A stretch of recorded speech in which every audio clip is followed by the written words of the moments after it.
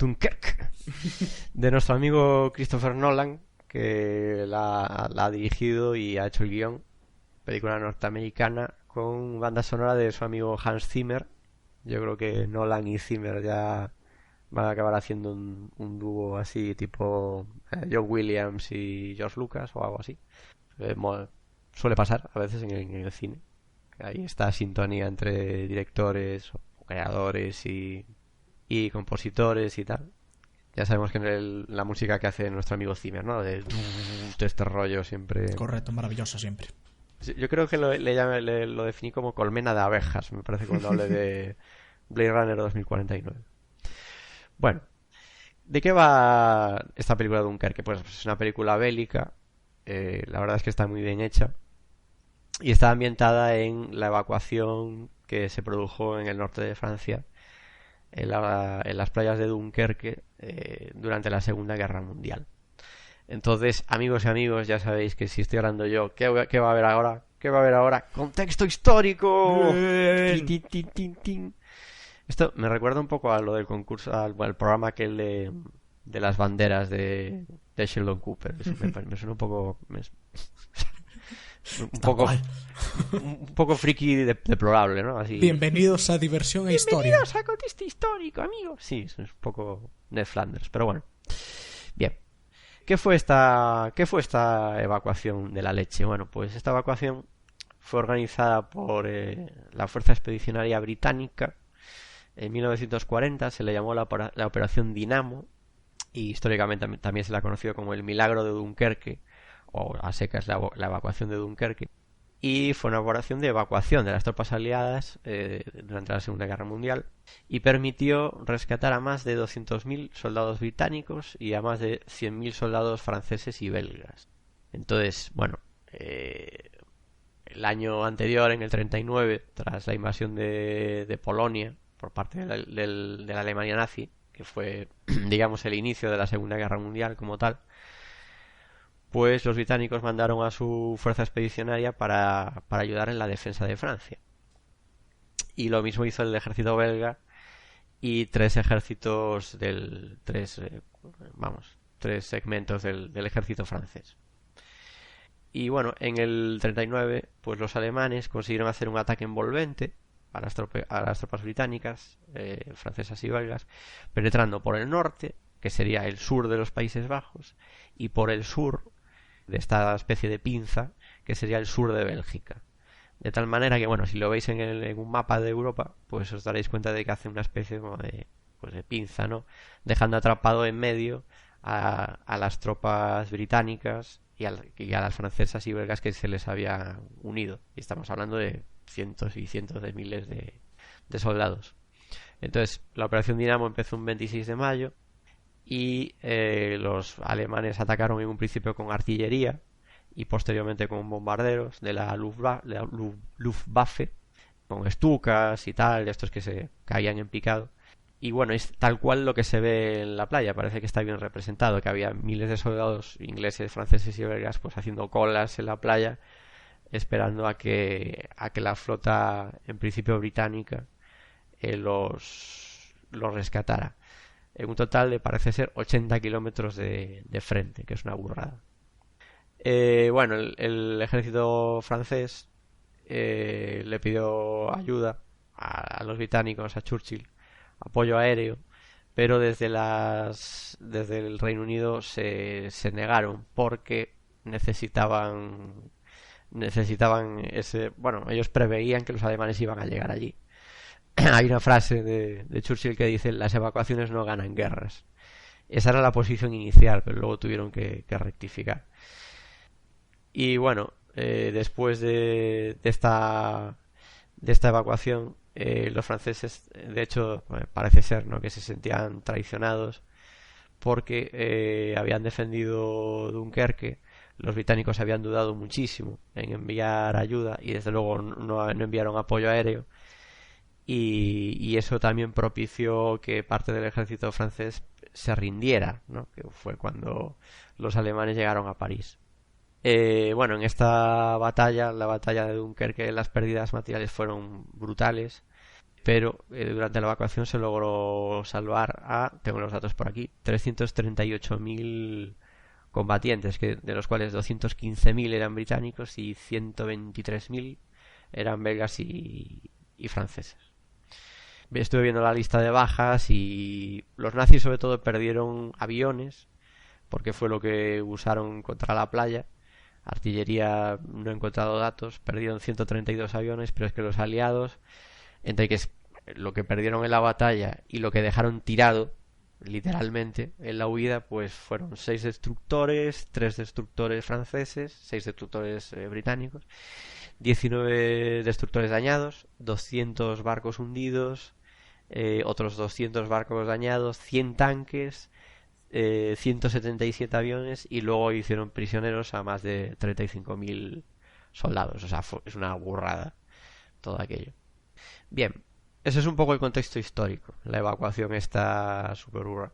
Hay que decir que se ve en la película desde un primer momento, que empiezan a enviar barcos civiles, que se ve al principio de la película, y es una de las dos grandes subtramas de esta película, el envío de barcos civiles británicos para cruzar el canal y ayudar en esta evacuación. Pues sucedió más en el tramo final. O sea, en un principio eran grandes cargueros y barcos militares los que realmente rescataron al grueso de los soldados que pudieron rescatar. Y por otro lado hay una anécdota curiosa que parece que tiene una razón de ser, que es que los nazis se pasaron varios días sin atacar directamente. Parece ser que era porque, como decía en un principio, pues atacaron con artillería, y el ejército francés, como decía antes, pues hizo de cobertura para proteger sobre todo a los soldados británicos, que es la mayoría, pero creo que la razón histórica es porque bueno, los aviones tardaron en llegar, básicamente. Luego Hitler dejó escrito, creo que un poco irónicamente, que les había dado 3 o 4 días de tregua para dejarlos escapar, en plan favor. Esto es literal, o sea, el tío lo dejó escrito en su diario, que había dejado escapar a aquellos soldados y no sé qué, no sé cuánto. Pero bueno, no está muy claro, hay distintas versiones entre historiadores, si era una chulería de Hitler posterior o realmente es que los aviones simplemente tardaron en llegar y mientras tanto estaban atacando con artillería, básicamente. Bueno, esta película tiene dos grandes subtramas. Tiene por un lado la intrahistoria de un barco de estos civiles, un barco pequeño de madera, capitaneado por el señor Dawson, que es un civil, yo entiendo que alguien que ya, pues, un marino civil, que está hecho por el actor Mark Rylance, y van en un barco de estos civiles a ayudar a rescatar a los soldados estos británicos, franceses y belgas, y va con su hijo, que es Peter, que lo hace el actor Tom Glyn Carney, y un amigo del hijo que se llama George, que lo hace el actor Barry Keoghan, creo que se diría. Y van en este barco y bueno, sirve un poco para representar un poco esta parte del desembarco de la evacuación de Dunkerque. En mitad del viaje de este barco se encuentran con un barco militar volcado, en el que solo ya sale la popa fuera del agua, y ahí se encuentran con solo un soldado, un marinero que ha logrado sobrevivir, que es Shivering se llama el personaje, que lo hace Cillian Murphy, que este actor sí que ya es bastante más conocido, porque es el que hace por ejemplo, de espantapájaros en las películas de Batman de Nolan, y aparece en Tron Legacy, por ejemplo. Aquí, con este actor, hay una cosa curiosa, que yo, como espectador, no tengo muy claro. Parece que hay una especie de flashback, o no sé cómo llamarlo, porque este actor lo vemos en un principio ya hecho polvo sobre este barco volcado y demás, pero más adelante puedo decir que aparece en la película saliendo con una lancha de estas de rescate, o no sé cómo llamarlo, escapando, pero bien, en una de estos botes salvavidas de otro barco que se está hundiendo. Entonces no sé muy bien cómo se hilan estas dos líneas temporales, porque de hecho tampoco me he documentado sobre ello, y quería quedarme solo con mi sensación como espectador, si yo era capaz de darme cuenta si hay alguna hilación interesante entre que aparezca al principio ya esperando a que el barco sobre el que está a punto de morir y verlo después en algo que sucedió antes, ¿no? Que es cuando está saliendo en un bote salvavidas. Y yo tengo que decir que como espectador no logro, más allá de una reflexión que haré luego sobre el estado mental en el que acaba esta persona, pero no sé si influye algo más en la trama. Y luego hay otra gran subtrama que es lo que sucede en la playa. En la playa vivimos un poco la situación de Dunkerque, el pueblo adyacente a la playa y demás, a través de un soldado joven que es Tommy, que lo hace el actor Fionn Whitehead, y posteriormente otro soldado. Son todos como muy jovencitos. Yo supongo que históricamente sí que serían así, que serían de 19, 20, 21 años. Estos al final muchas veces son los que van a la guerra, aún hoy. Que lo hace alguien muy conocido, que es Harry Styles. Sí, estabais esperando que lo dijera. Sí, esto ¿verdad? solo puede seguir en una dirección, ¿eh? Madre mía. ¿En qué? No, voy a dejar que lo digáis vosotros. ¿En qué? Joder, Tecar, es un juego de palabras, maldito sea. En una boy band vamos a acabar esto. En una boy band. ¿Queréis montar una boy band? Dunkerque. Yo nunca diría eso, yo no sé por qué, en fin. Bueno, su personaje se llama Alex y es otro soldado británico. Entonces, a través de estos dos personajes ahí vivimos un poco el intento de escapada de la playa. Bueno, hacen la de Dios. Encuentran a un soldado que está a punto de morir en la playa y lo cogen con una camilla y se hacen pasar por camilleros para lograr entrar en un barco. Luego a ese barco lo hunden, llegan a otro. Bueno, pasan la de Dios. Antes en la playa, estos junto con otros que bueno son secundarios y la verdad es que no aparecen mucho, logran esconderse detrás de un barco que está encallado y que está esperando a que suba la marea, porque esto es algo importante en la subtrama de la playa, que es que tienen que esperar a que suba la marea para que barcos de menor calado logren ayudar en la evacuación, sobre todo los militares, los grandes. Los civiles que sí que pueden ayudar mejor porque tienen menor calado, pero van a tardar mucho más en llegar. Bueno, hay una situación súper tensa ahí. El desembarco, aquí en esta película, históricamente creo que fue otro personaje, pero está liderado por un comandante británico que lo hace Kenneth Branagh, que bueno, ha hecho un montón de películas. Yo de Kenneth Branagh recomiendo una del 93 que es Mucho ruido y pocas nueces, que si alguien no la ha visto yo recomiendo que se vea, porque ya tiene muchos años, pero la verdad es que está muy bien. Y hace de comandante Bolton, que es un poco el que está ahí a pie de playa, pues coordinando la evacuación, y hay escenas de muchísima tensión. Y luego hay otra subtrama más pequeña, digamos, pero está relacionada con el momento de la playa, porque luego las dos se fusionan, que la protagoniza un aviador que lo hace Tom Hardy, que bueno, es un actor hoy en día que es conocidísimo. Lo conocemos, por ejemplo, de hacer de Bane en el Caballero Oscuro, de La leyenda renace, de Nolan también, y protagonizar Mad Max, la nueva versión de Furia a la carretera. Y Venom, próximamente. Y Venom, efectivamente. Que no sé cuándo la estrenan, pero bueno, tiene que estar ahí, ¿no? En un par de semanas, el día 5 se estrena. Sí, señor. Y el aviador este se llama Farrier. Y bueno, tienen ahí momentos muy épicos. Hay momentos de batalla en esta película muy, muy épicos, muy tensos. Yo creo que es una película muy... Se decía por ahí en algunas críticas, y estoy de acuerdo. Es una película muy sensorial. De hecho, he visto algunas críticas por ahí que decían que incluso esto podría ser una película muda, porque en realidad los diálogos tampoco aportan mucho. Y de hecho también se decía que lo importante... O sea, lo importante, que sería mejor o más óptimo, como lo queráis decir, ver esta película en pantalla grande, porque se disfrutaría mucho más. Y yo no he llegado a verla en pantalla grande, pero me imagino que con los efectos de sonido que tiene, las escenas de batalla y tal, esta película se disfrutaría muchísimo más, y tengo que reconocer que son la hostia. Pero a partir de ahí también hay que decir, y Nolan, yo creo que esta película es muy Nolan, para bien o para mal, No lea, porque no claro, lea. sí, o sea, en el sentido de, no tanto esa otra cosa que se dice, que es que explica mucho las cosas, sino más bien el hecho de que es como muy audiovisual, en el sentido de que no le da tanta importancia al guión, sino más bien a la imagen y al sonido. Y de hecho, gran parte de los premios importantes que ha recibido esta película ha sido precisamente por eso, por los efectos, el sonido y la imagen. Y no es casualidad. O sea, en ese sentido está muy bien hecha. A quien le mole las películas bélicas, yo creo que lo va a disfrutar. Pero luego la trama no tiene mucho en sí. Es ese momento histórico de la evacuación y tal. Y las escenas, las batallas concretas y las subtramas que se viven, que son muy, muy tensas.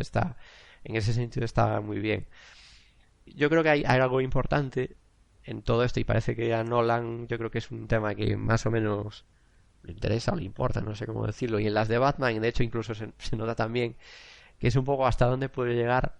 Juega mucho con el concepto de la moral, ¿no? De qué es lo correcto o lo incorrecto. Y de hecho, pues en la segunda peli de Batman con el Joker, eso juega muy bien con ello. Y en esta vuelve a jugar mucho con ello, ¿no? Que es hacer lo correcto o lo incorrecto en situaciones muy extremas. En el barco este, en el pequeño barco que se esconde un grupo de soldados que está encallado en la playa, hay varias escenas que, bueno, yo no quiero spoilear, pero juegan mucho con qué es qué es capaz de hacer una persona para sobrevivir, ¿no? Hasta dónde llega la ética en la guerra. De esto también hablamos cuando hablamos de Apocalipsis Now. Y qué es lo que es capaz de hacer una persona para si por ejemplo el bien de la mayoría prevalece, o si triunfa el egoísmo y el individualismo y tal y cual. Y eso es algo que se plantea varias veces a lo largo de la película. Y luego, bueno, en fin, hay un nivel de anglofilia en esta película, pero a Nolan siempre se le nota. O sea, lo anglosajón siempre mola mogollón. Siempre me ha llamado mucho la atención que, bueno, hay algunas razones de por qué siempre en el cine los británicos y los norteamericanos hay una solidaridad entre ellos brutal. A pesar de ser uno una ex colonia de otro. Y yo, bueno, en parte es porque genéticamente son lo mismo. Porque claro, como se suele decir, ¿no? Hasta que cuando llegue un Arapahoe a ser presidente de los Estados Unidos, pues hablamos. Porque claro, es que se los cepillaron a todos, es decir, todos los presidentes norteamericanos pues han sido o irlandeses o descendientes, el de ahora es descendiente de alemán, etcétera, etcétera. Entonces, es que son los mismos. O sea, entonces ahí yo creo que hay una especie como de solidaridad étnica que va más allá pues de la realidad política, de que uno es una excolonia de otro país. Y de hecho hay un guiño final que no voy a spoilear entre uno y otro, ¿no? Entre el viejo mundo y el nuevo mundo, ¿no? Y, en fin, se autoprotegen muy bien en el mundo en el mundo audiovisual, y a los franceses los dejan un poco ahí de lado.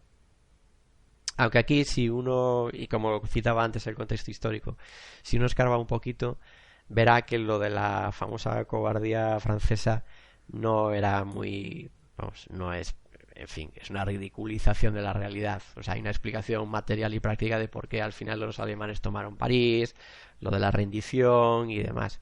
No justifica mucho las decisiones que tomaron los franceses, pero no van tanto los tiros por lo de la famosa cobardía, sino más bien por un cierto caos que parecía reinar en el Estado Mayor francés, que parece que estaba más obsesionado, por ejemplo, con buscar topos comunistas dentro del ejército francés, que por montar una estrategia bélica más o menos coherente. Y luego, por otro lado, precisamente esto, lo de Dunkerque, les hizo muchísimo daño.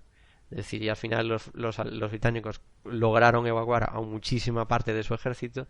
En cambio, los franceses tuvieron unas pérdidas brutales, y luego hubo la parte de la rendición, que yo creo que era más producto de esa descoordinación y el caos que había en la cúpula militar francesa, más que un asunto de cobardía a pie de batalla, ¿sabes? O sea, no quiero decir, uno empieza a documentarse y ve que ciertas ridiculizaciones y bromas que nos tomamos hoy en día y lugares comunes, lo de eso, ¿no? Que dejaron entrar a los alemanes en París y tal porque se rindieron fácilmente y tal, pues no es tan así. Es decir, evidentemente había razones más serias que explican por qué los alemanes entraron tan fácilmente en Francia. Entonces, bueno, no sé no sé quién más de vosotros ha visto esta película. Pues yo he visto Dunkerque. ¿Y qué Y tal? pues en líneas generales, a ver, yo reconozco que no soy muy de pelis. Esto va a sonar contradictorio, pero no soy mucho de pelis de guerra, de pelis bélicas, pero sin embargo todas las pelis que tienen rollito nazi me acaban molando. El rollito nazi. Claro, el rollito nazi a ¿Por mí qué me... será? Vamos, a mí me ponen una esvástica y yo... Fijo. Entonces, lo que me ha molado de esta peli es lo que dices tú, que es súper audiovisual. Como bien dices, tampoco iría tan lejos como para cortar todos los diálogos, porque también, o sea, hace un poquito de falta. Pero Sí. sí que es súper audiovisual y casi no hay diálogo, pero porque, a ver, siendo realistas, en una guerra, en una evacuación, poco vas a hablar. Quiero decir, no vas a estar allí haciendo largos soliloquios, ni mucho menos. Pensaba que iba a gustar bastante menos de lo que me gustó. Tampoco me ha encantado, ¿eh? No quiero engañar a nadie. Pero sí que por lo menos la he disfrutado. Tanto no la he visto en grande pantalla, que la he visto en el móvil, en el bus hoy. Pero bueno, yo creo que la he disfrutado igual.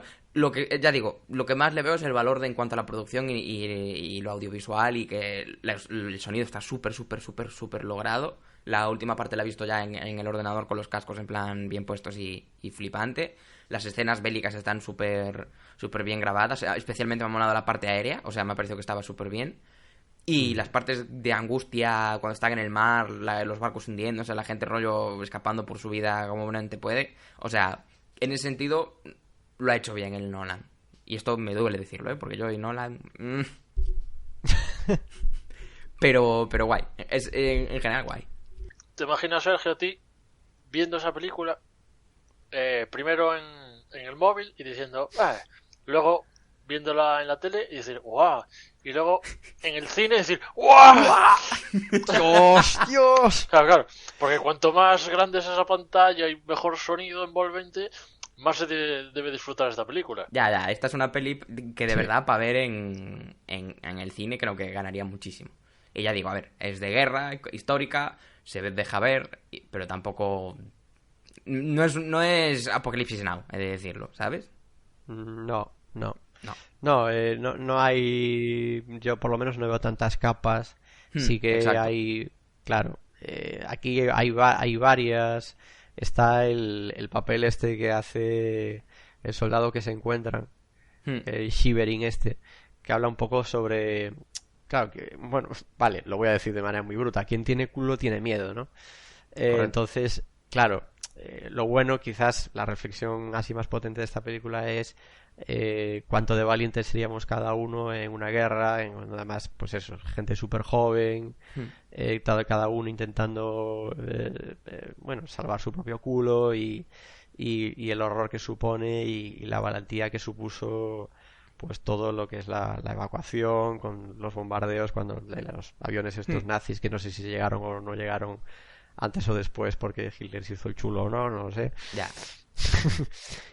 Que sobre el Shivering Shoulder el que hace el Cillian Murphy, que por cierto es un actor que a mí me gusta bastante, que sí que es verdad que yo tampoco recuerdo exactamente en qué momento hilan la parte en la que está, porque además lo ves en plan súper, no serio, pero como súper calmado en medio del bote, en plan tranquilos, que ahora os vienen a buscar, no pasa nada, mantener la calma, y sin embargo después cuando lo recogen en el otro barco está, pues ya vemos que su nombre del personaje es Shivering Soldier, que significa soldado en plan temblando, y porque está completamente ido. Y me parece bien que, porque creo que es el único cabo que dejan así como medio suelto entre cuando van y vienen, entre adelante y atrás, y me parece bien porque es como que realmente te hace ver que qué cojones le ha pasado a este señor para que pase de ser el que está allí en plan todos tranquilos, no sé qué tal, a estar en plan temblando, ¿sabes? O sea que el no haberlo visto creo que ayuda a que realmente te des cuenta de lo impactante que tiene que ser.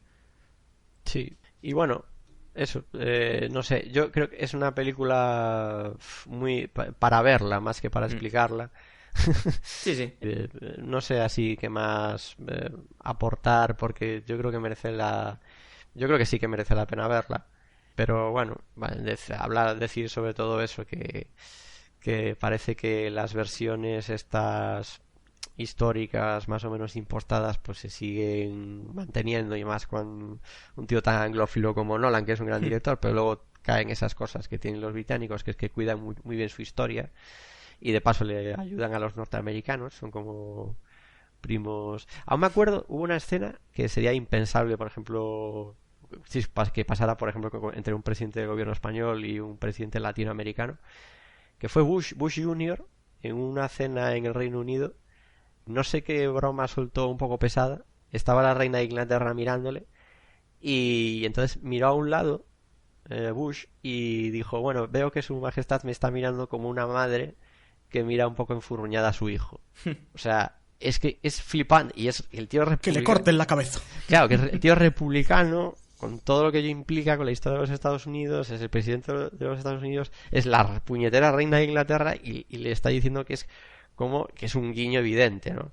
Es como una madre mirando enfadada a su hijo. O sea, es un guiño histórico de cojones.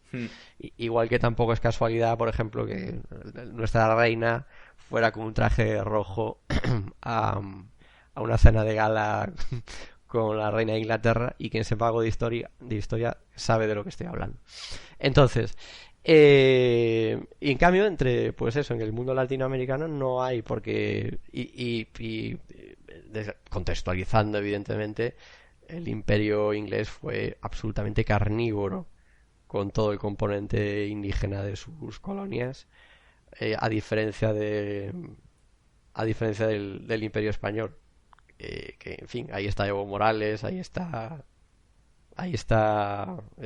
estuvo Hugo Chávez, etcétera, etcétera. Entonces, pues bueno, Nolan tiene esa cosa y sigue ese marchamo. Ahora, como director, pues, y yo lo reconozco, y de hecho tiene peliculones que a mí me lo parecen, es un gran director, pero tiene eso, que es muy audiovisual, a veces, y en esta película sobre todo, yo creo que de que menos le da importancia a la trama, al guión, y es más la experiencia de verla. Entonces, bueno, independientemente de estas cosillas que tienen los anglosajones, pues la verdad es que la película está muy bien. Sí, yo cuando salió vi y escuché y percibí opiniones muy dispares. Hay quien me dijo que estaba genial, hubo quien dijo que era una mierda, y nunca me acordé de comprobarlo. Sí, porque salen demasiadas películas, demasiadas series. Ya. Sí, es que tiene esa cosa. Si vas buscando trama, guiones, tal, no sé qué, pues a lo mejor no te mola. Si te mola más las sensaciones, la tensión, los momentos, las películas bélicas y tal, pues muy probablemente sí que te mole mucho. Eso, para gustos, ya sabéis, Pues chicos. muy bien.